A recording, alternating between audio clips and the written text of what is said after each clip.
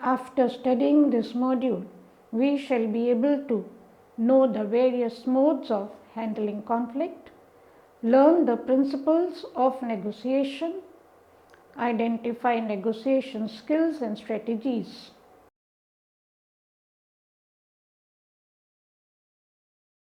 We shall commence this module by studying the managing conflict. Managing conflict. As conflict have many negative aspects attached to it, it is significant to resolve conflict. Conflict can be handled in numerous ways. Different authors have given different modes of handling conflict. Thomas and Kilman suggested 5 modes of handling conflict: competition, collaboration, accommodation, compromising, avoidance. Raheem identified various styles of handling interpersonal conflict: obliging, integrating, compromising, dominating, avoiding.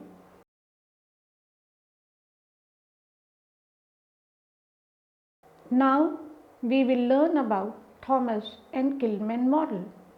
This model uses 2 dimensions: cooperativeness, the degree to which one party attempts to satisfy the other party's concern, and assertiveness, the degree to which one party attempts to satisfy his or her own concerns. The 5 conflict resolving techniques are explained below with the help of 2 above stated dimensions. Competing. When an individual is assertive, he wants to satisfy his concern, and uncooperative, that is, he is not concerned about the other party's concern. This approach means individuals are more concerned about getting what they want and are not concerned with the other party's interest. For example, a manager wanting a subordinate to complete a project by particular date and the subordinate wanting to extend the deadline. In this case, if the manager does not listen to the subordinate at all and is assertive of getting the work done by a particular date, also he is not at all cooperating with the subordinates, then we will say that the manager is using a competing conflict resolution technique. Collaborating. When an individual is assertive as well as cooperative, it leads to collaborating. Parties are eager to resolve the issue by finding a mutually beneficial solution.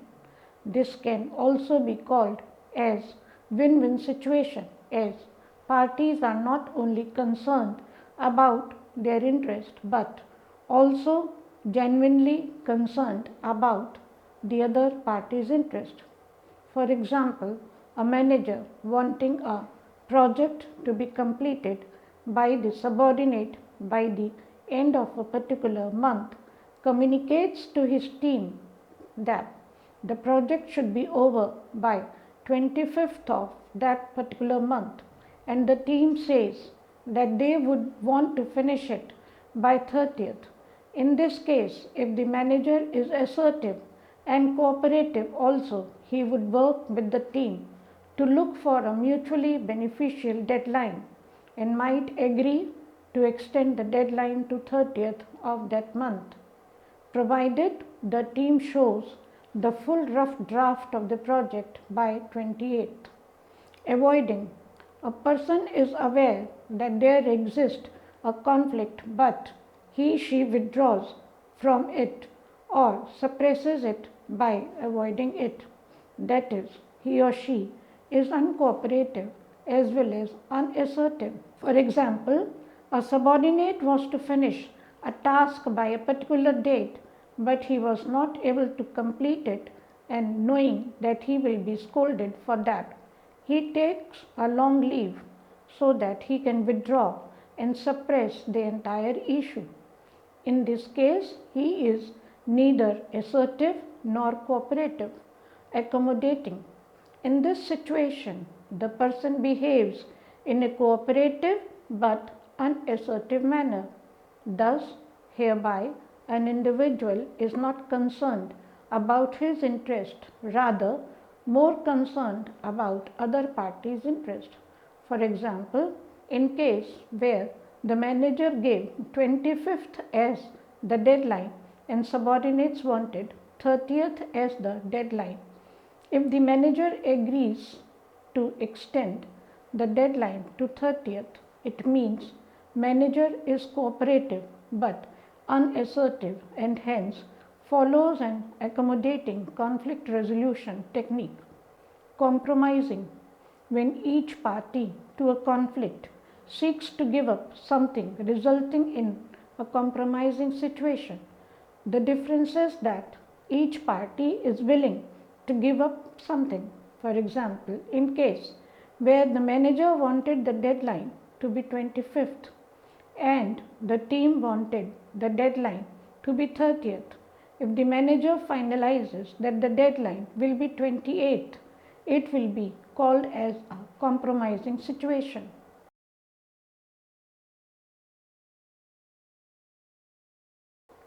Now we will discuss about the Raheems model of conflict resolution. Obliging, high concern for others and low concern for self. This approach involves satisfying the other party. This style is appropriate when you are wrong. Preserving of relationship is more important. Integrating, high concern for others and high concern for self. This approach is problem solving as it involves openness and seeks to resolve the issue by information sharing. Alternatives are discussed and concern for both the parties is integrated. Avoiding, low concern for others and low concern for self. This is known as withdrawal approach. This approach is appropriate when the issue is trivial and it is better to avoid the issue rather than confront it. In this situation, neither the concern for self nor the concern for others is important. Dominating, high concern for self and low concern for others. This style is aggressive style whereby the concern for self is more important than concern for others. This style is appropriate when decisions are to be made quickly. Issue is important. Compromising, intermediate in concern for self and others.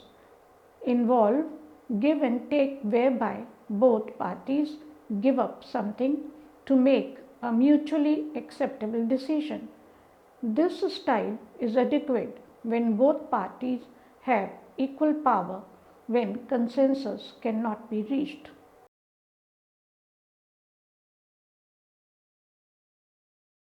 Now we will understand about the bargaining strategies. Bargaining and negotiations are terms used interchangeably, and they mean that a process in which two or more parties exchange goods or services and attempt to agree on the terms. Distributive bargaining. It assumes fixed pie approach, that is, there is only one pie which needs to be divided amongst both the parties. Hence, the gain that one party gets is at the expense of the other party. Example, labor management bargaining. Labor wants more wages and management wants to pay less wages. It requires parties to aggressively bargain.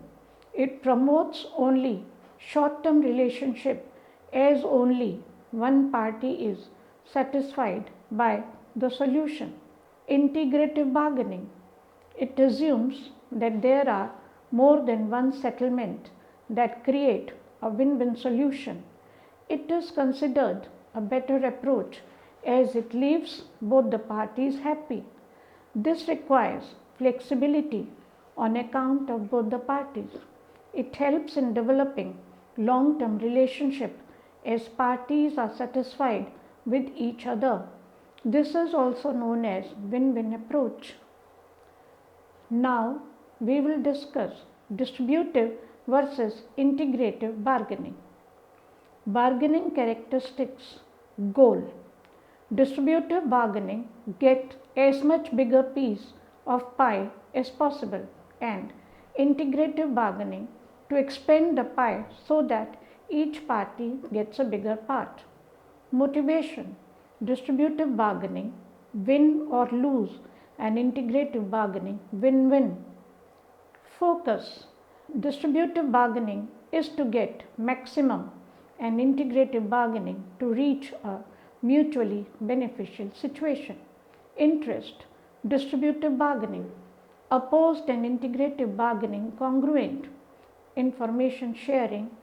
Distributive bargaining low, as it will allow other party to take advantage, and integrative bargaining high, as it will allow reach a fruitful solution. Duration of relationship. Distributive bargaining is short term and integrative bargaining is long term.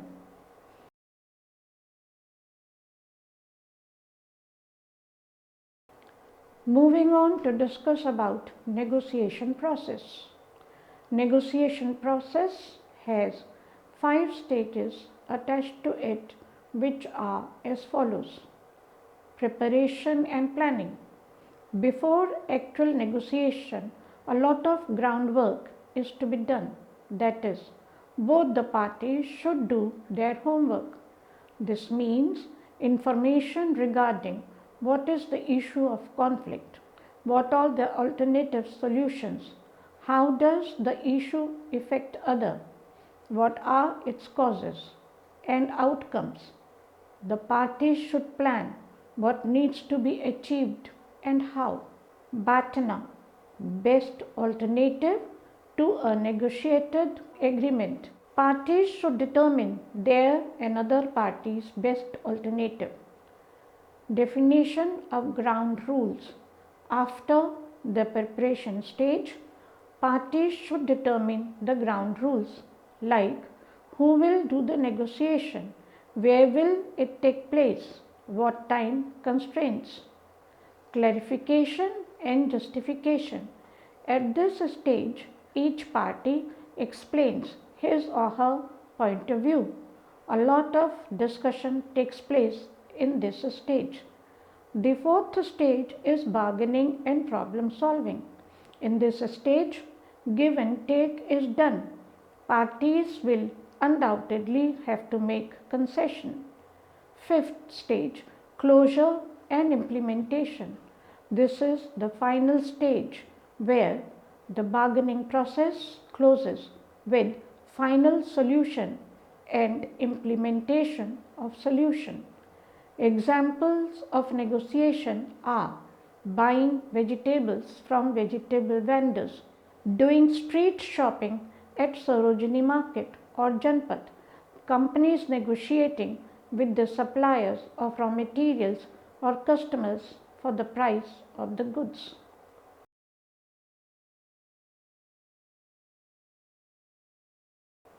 Now we shall recapitulate what we have learned so far. Managing conflict is significant for an organization as it creates dysfunction in organizations. Thomas and Kilman have given a conflict resolution model which constitutes 5 modes, namely competing, collaborating, avoiding, accommodating, and compromising. Raheem has also given a conflict resolution model consisting of 5 conflict resolution techniques, namely obliging, integrating, avoiding, dominating, and compromising. There are 2 bargaining approaches, which are integrative bargaining strategy and distributive bargaining strategy. Negotiation is a process when two parties exchange goods or services with each other, attempt to agree on terms. Negotiation process has 5 steps, which are preparation and planning, definition of ground rules, clarification and justification, bargaining and problem solving, and finally closure and implementation.